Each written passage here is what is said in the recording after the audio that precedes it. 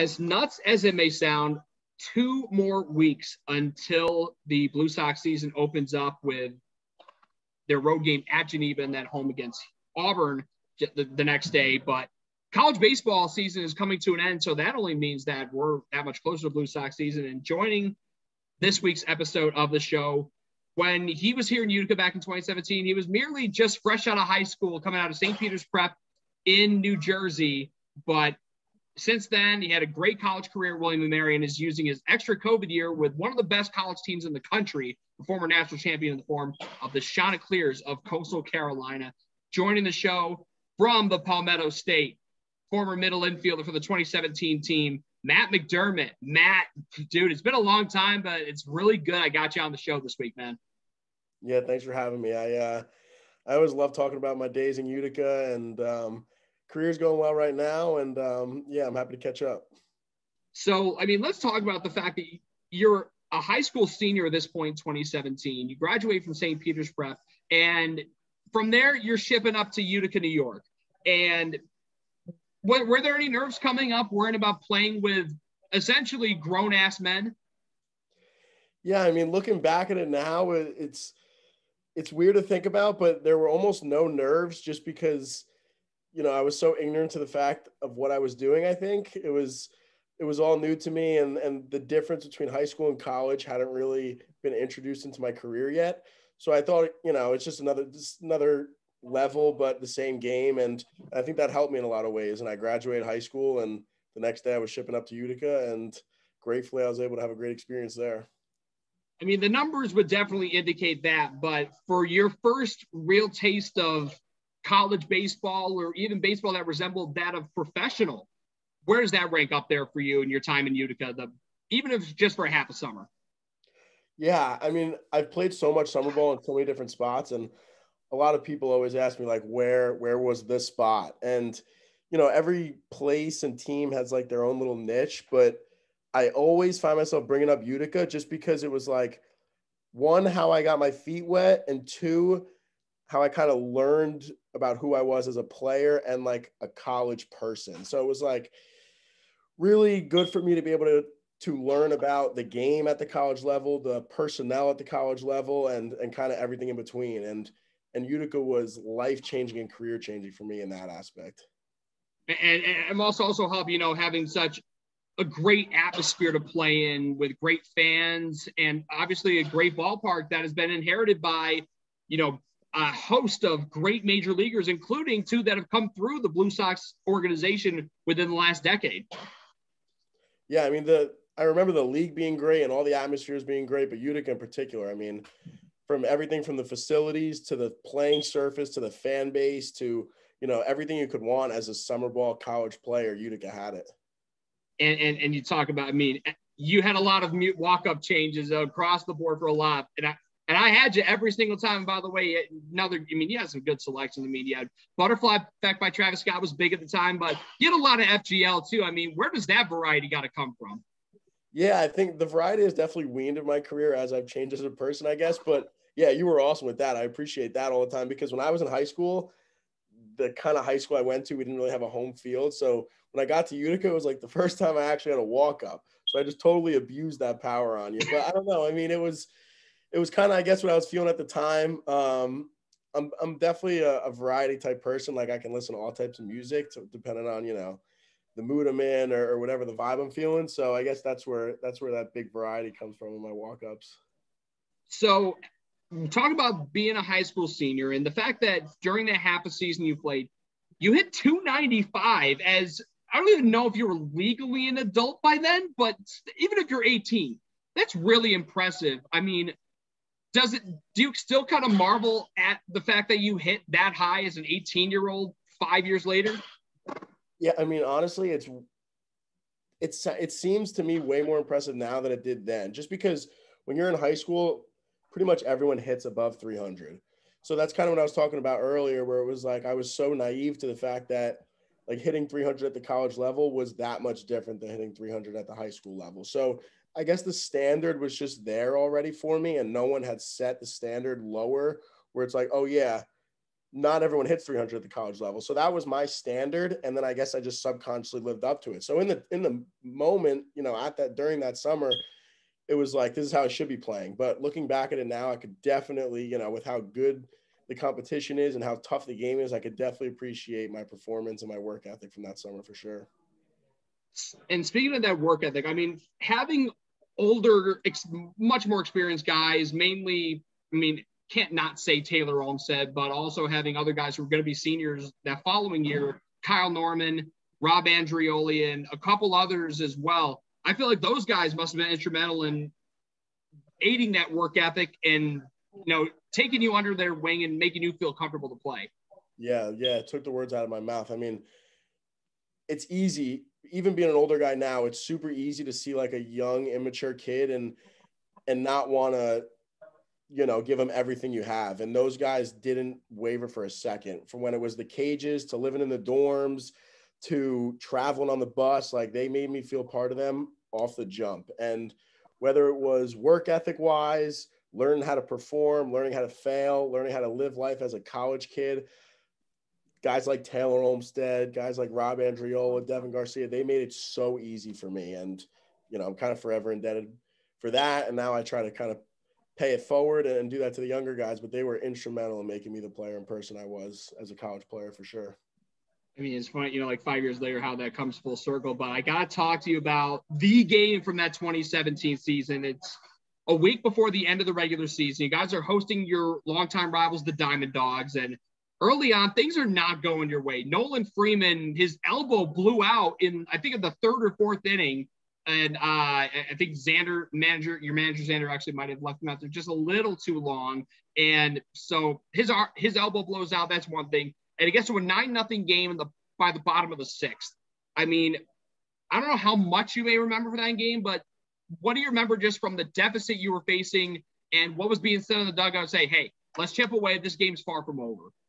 Yeah, I mean, I don't remember a ton from like the dugout perspective, but I do specifically remember Taylor Olmstead's big moment. And like, you know, I also remember us being like, what a perfect like storybook type thing. Like you talk about like Derek Jeter's walk-off, like Taylor Olmstead in that game, just like absolutely perfect. The kid was giving his whole career to Utica and, you know, leading us and aiding us to get that comeback win. It's just like Taylor Olmstead fashion.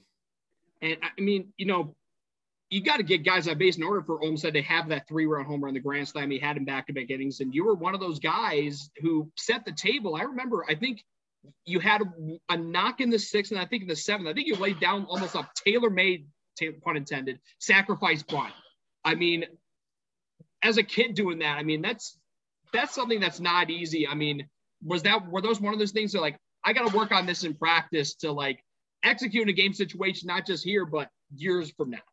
Yeah, I remember being on that team. I always just felt like I wanted to be almost like that table setter guy for the older guys. Like I knew I wasn't the biggest or strongest or most experienced guy. So like doing things like slapping a single up the middle or laying a bunt down or moving a guy over, like that was almost the most important thing for me as a hitter that summer. And I remember doing very well at that kind of stuff. Like I remember succeeding a lot at that, and it ended up panning out for me well because, you know, my numbers ended up way better than, you know, they probably should have or what I thought they were going to be. So, you know, being that team offense guy was, you know, everything I could have imagined for that team. I mean, what was it? I got to ask, what was it like just being a bystander watching T.O. have that 3-run bomb? I mean, it was 9-2 when he hits that 3-run homer to make it 9-5. And then you talk about having that perfect moment, having that game tying with the bases loaded 9-5 game and having that game tying grand slam down the left field line. I mean, what do you remember just from reacting to it and just thinking, oh shit, we just tied this game and we were down 9 maybe like an hour ago? Yeah, I specifically remember all the guys being like, what a perfect way. Like the fact that it's Taylor, just like the most unbelievable kid, teammate, leader, and kind of everyone on our team, everyone on our coaching staff and in like this city knew that. And I remember, you know, having that thought with everyone. It's just like absolutely tailor-made moment for just an awesome person. And, you know, for him to be able to do that is just the most classic thing ever and well-deserving, obviously. And the funny thing is, I mean, they not only tied the game. Rav, as teammates call him, I mean, we know him as Rob Andrew, but I know you and everyone else call him Rav, as in Ravioli. He gave you all the lead on a sac fly against you. Remember this guy probably gave you and everyone else a lot of fits. Zach Venero from the DiamondDawgs, their closer, but he got a sac fly off of him to give you guys a lead. But you were in the field in the 9th inning, 10-9 game. Devin Garcia, who came in because Ryan Sargent got hurt in that game. That was one of the other things that went wrong too. Long fly ball to center. Devo doesn't look like if this goes over his head, we're tied.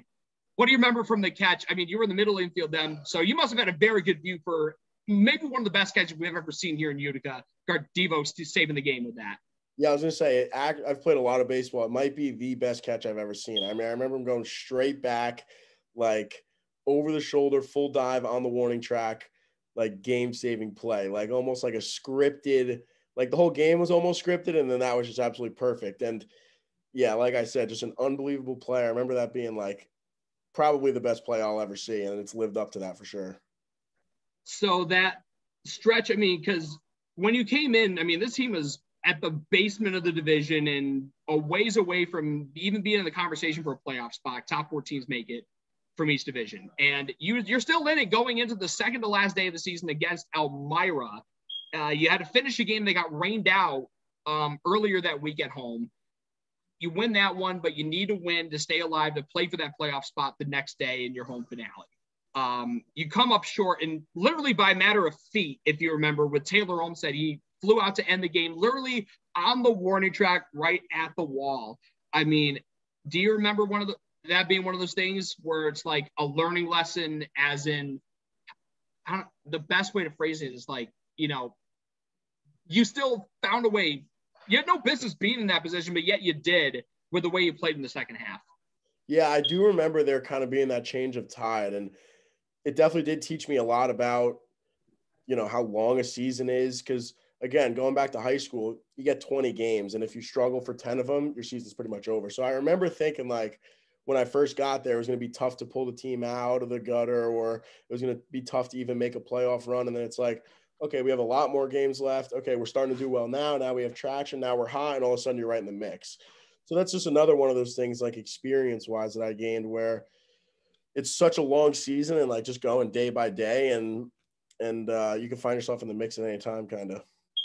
So knowing that there was nothing at stake the next day with you guys eliminated from contention, I mean, that was Taylor Olmstead Day, the last game of the year against the DiamondDawgs. Funny enough, I mean, had you ever been part of like a kind of send-off like we had for Taylor that day? And what do you remember from it? Yeah, I remember it being new to me, just because, you do the high school senior day thing, but it's not quite as special just because the scope isn't as big. Like the amount of people that Taylor clearly impacted, from the teammates and the coaching staff and the city in general. And it was so obvious the amount of, positive influence he had on the organization and the city. So it was very cool to be able to see like, wow, like you can actually do this through the game of baseball. And he was like a prime model of that, where you could play hard, be a great person, and all that could translate to you leaving a really good impact and a lot of memories for people to relish on. Was that something you tried to take with you to all these other places where you went summer collegiate wise, and then also to William and Mary and now Coastal? Yeah, for sure. I mean, that's like, you think about the model teammate, and Taylor Olmstead is that guy, and learning things from him and how to act in a clubhouse and how to lead on a field is, I remember him like literally giving me talks throughout the season about like, okay, like I know you're a younger guy, but like, here's a little tough love. And then he would give me advice, and everything from the tough love to the amazing love, it was all appreciated and definitely used throughout my career, because that's something that I kind of always took pride in. Was I always was an experienced guy just because of my time in Utica, gave me that jump start. And then the fact that I was always on the field gave me the opportunity to kind of always be a leader. And Taylor was the first collegiate baseball leader that I got to experience, which was awesome. I feel like that must have, now being a senior like you are now, have you still been, trying to, pick his brain about how to be that leader now? We definitely keep in touch. You know, I see him on social media and stuff, and we talk about what he's doing and his career and stuff, and him staying in the game and his love for the game is definitely something I still draw from, just because besides all the personality and teammate stuff, like his love for the game was beyond infectious. So that's definitely something that we still discuss and something I see on social media that definitely still gives me some positive motivation. So, by the way, I mean, you talk about some of your other summer collegiate experiences. If I remember correctly, you were in the Cape last summer, correct? I was, yep. So, and I know you must have run into one of your former teammates up in the Cape last summer, Big Hoss, Zane Harris. I did, yeah. Zane played for Hyannis, and I was on Harwich last summer. So yeah, I got to connect with him again, which was awesome.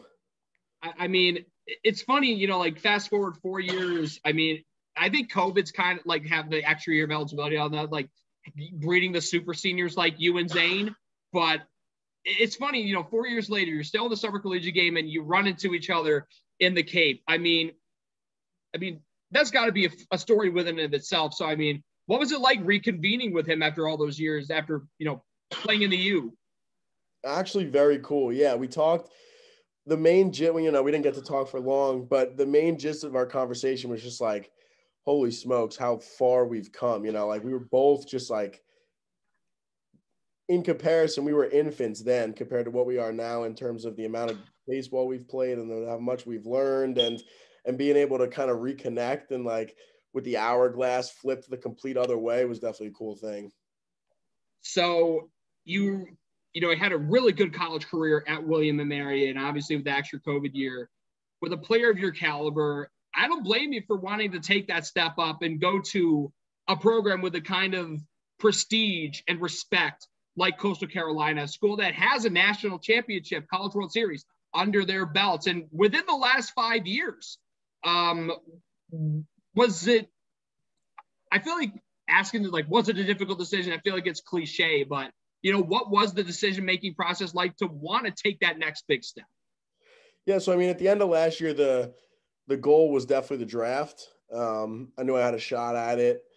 Didn't exactly know what the chances were. With there only being 20 rounds, it ended up not happening. So Coastal was an awesome plan B. You know, it was the whole portal transferring thing with a bunch of schools recruiting you and having a bunch of experience, that makes it a tough decision in itself of, you know, whether you want to take a huge risk and play in the SEC and have a bunch of competition or stay where you are and have no competition or kind of choose somewhere in the middle. And I think, you know, I believe I made the right decision choosing somewhere in the middle. And it was definitely a difficult decision, you know, with the options I had and what each place offered. But, you know, I'll live and die by this one. I'm happy where I am. Now, in terms of your player development, you know, are there times where you kind of like have callbacks thinking to, you know, the coaching staff in Utica, you know, like Dougie, who's now the manager of the team, Xander Uxley, your manager. And then, I mean, I can't not mention Kyle Sachs. I mean, guy was an electric factory as an assistant. I mean, do you have those callbacks thinking, you know, the kind of advice they were giving you and trying to apply that, you know, at William & Mary now at CCU? Yeah, I mean, honestly, being an older guy, I feel like the most I learned from them was almost like the relationship building stuff. Because, you know, in summer ball, you're obviously learning a lot of baseball skill and that kind of stuff. But a lot of it is, you know, how can you treat each other in a locker room and how can you build relationship with players and assistant coaches and players and other players. And, you know, most of the staff being on the younger side and Dougie being kind of a young soul, it was easy for us to like, or it was easy for me to learn how they were interacting with me, with each other, and how they were kind of guiding us along to be like a good group of guys that were able to have each other's back and that kind of thing. And I feel like that was really the foundation of how I learned how to be a good teammate and kind of build relationships I needed in order to perform on the field. And speaking of Dougie, I mean, in 2019, you know, he got the call to become the manager, earn that promotion. And I use that word earn for a reason. He earned it and he's done a great job as skipper. I mean, how much, you know, have you seen of, you know, what the organization's done since and watching Dougie not just succeed, but thrive over his last 2 years as a skipper? Yeah. I mean, you could almost kind of compare him to Taylor in the sense where he's a guy that very much put his time in Utica and earned the respect of everyone that's been through there and earned his role, honestly. I mean, he was clearly someone that, like, you know, bled Blue Sox blood, and, you know, having him be able to take that next step and be the head coach is something he obviously deserved, and he's clearly showing it with how he's doing.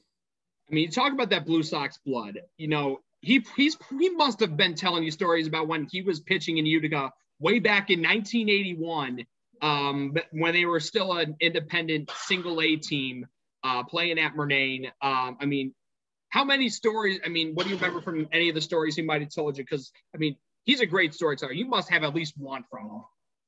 Yeah, I remember a few bar stories he would tell me, and even just playing stories of you know, his younger career and just like kind of the tradition. And it was almost like he was able to relate, you know, his career into our career. And I remember him being super good at that, you know, being able to tell us stories and then kind of give us learning lessons off of them. And then we were able to relate to him. And then, you know, the relationships got better and we were all learning from it. So he was always super good at telling us his stories and like tying in the tradition piece and really building a relationship with his players.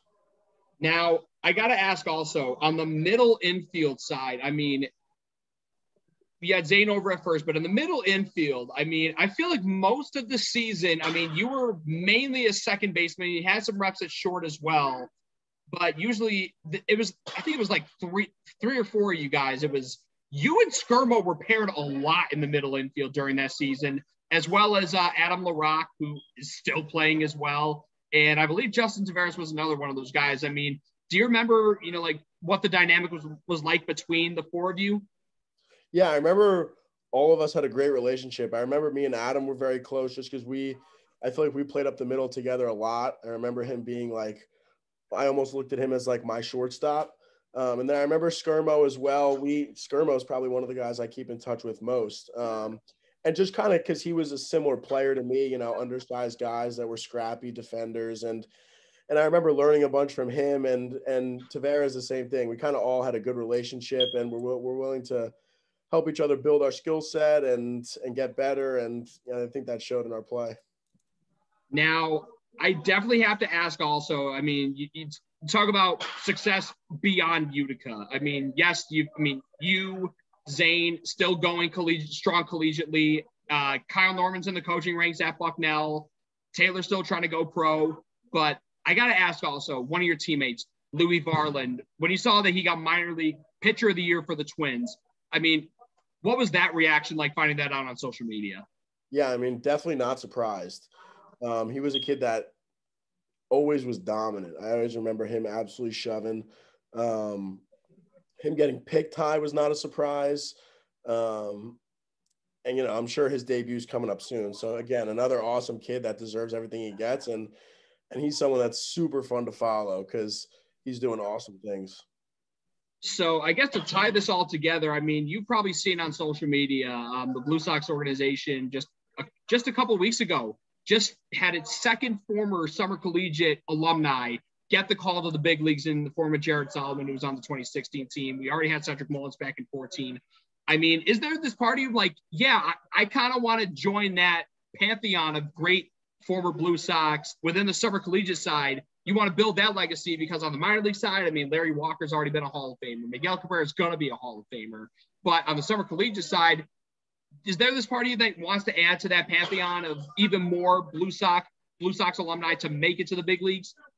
Yeah, for sure. I mean, I feel like with how much Utica and the Blue Sox organization gave to me, that's an awesome thing to be able to go to the big leagues and be able to kind of use your platform to push an organization or to be associated with a team is something that I would be immensely blessed to experience. So, another thing I got to ask you too. So Taylor set this trend of third-year guys because since we've had two more and we're going to have another two playing their third year this year and who are local. And one of those guys I got to ask you, very similar stature to you because he's only about 5'9", 5'10", and he hits the ball right around the same average as you for 2 years. He's right, I think you're 295. He's right around 297, 296, I believe.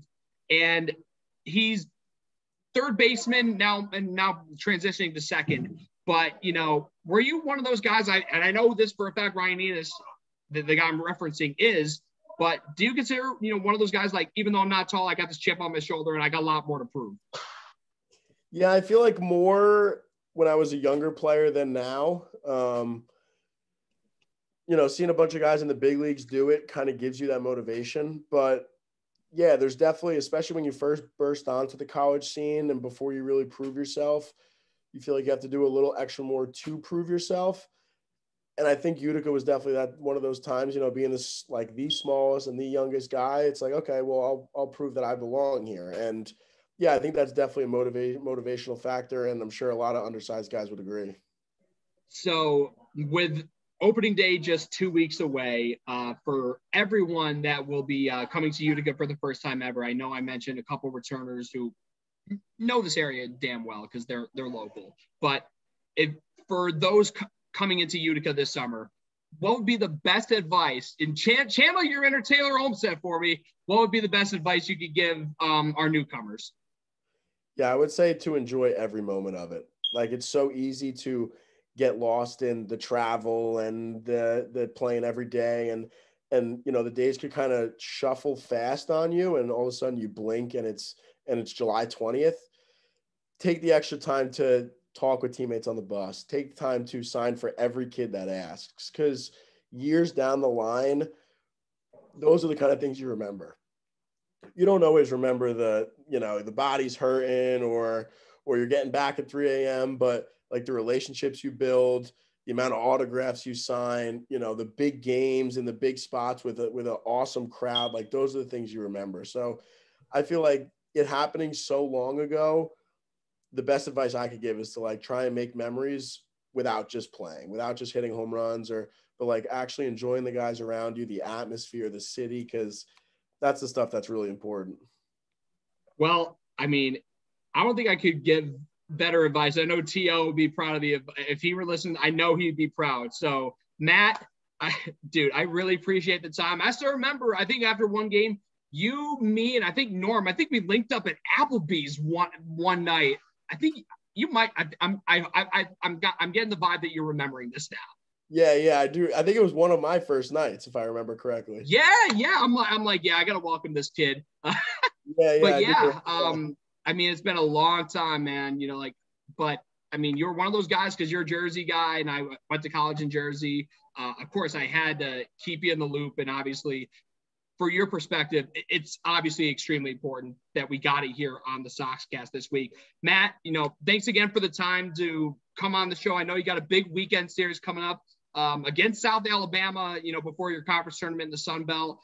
Best of luck with that. And of course, transitioning into the road to Omaha, to the College World Series, and hopefully adding another title to the mantle down in Conway, South Carolina. Matt, thanks for the time. Best of luck the rest of the way.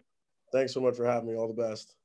So that does it for this week's episode of the Soxcast. One more until we start the regular season. Until next week, it's Tim Best signing off for the Soxcast. For Matt McDermott, I'm Tim Best signing off. Thanks again. Catch you next week.